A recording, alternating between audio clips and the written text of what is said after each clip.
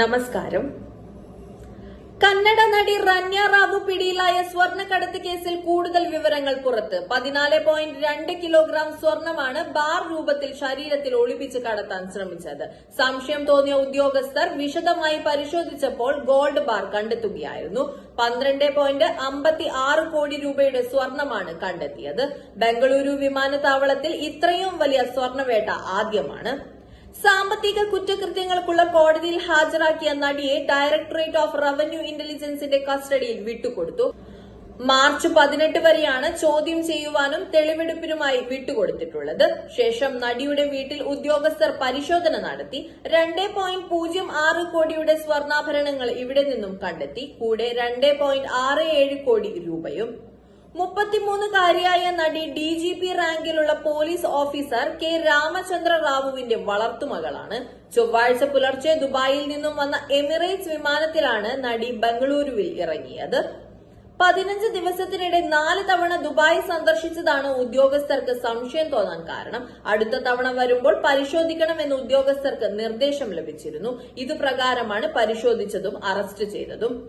ബംഗളൂരുവിലെ ലാവല്ലി റോഡിലാണ് നടി റന്യയും ഭർത്താവും താമസിക്കുന്നത്. ഇവിടെ ഉദ്യോഗസ്ഥർ പരിശോധന നടത്തിയപ്പോഴാണ് പണവും ആഭരണങ്ങളും ലഭിച്ചത്. ഇതോടെ മൊത്തം 17.29 കോടി രൂപയുടെ സ്വർണവും പണവുമാണ് കണ്ടെത്തിയിരിക്കുന്നത് എന്ന് DRA അറിയിച്ചു.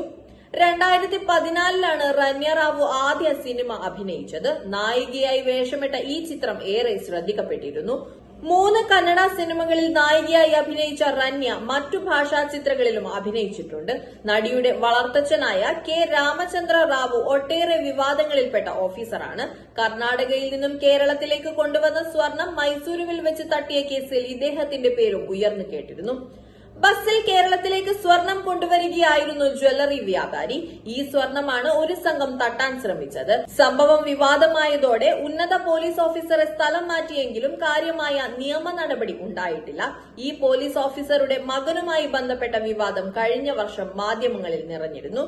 ഹാക്കർ ശ്രീകൃഷ്ണ രമേശ് എന്ന സ്രിക്കിയുമായി ബന്ധമുണ്ട് എന്ന കണ്ടെത്തലിനെ തുടർന്നാണ് ഓഫീസറുടെ മകനെ കർണാടക പോലീസിന്റെ പ്രത്യേക സംഘം ചോദ്യം ചെയ്തത്.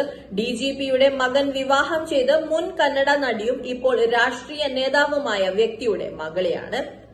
നടിയുടെ അറസ്റ്റ് നടന്നതോടെ പഴയ വിവാദങ്ങളെല്ലാം ചർച്ചയായിരിക്കുകയാണ്. ഇവർക്ക് പിന്നിൽ രാഷ്ട്രീയ നേതാക്കൾ ഉണ്ടോ എന്നും പരിശോധിക്കുന്നുണ്ട്. News desk മലയാളാക്ഷരം.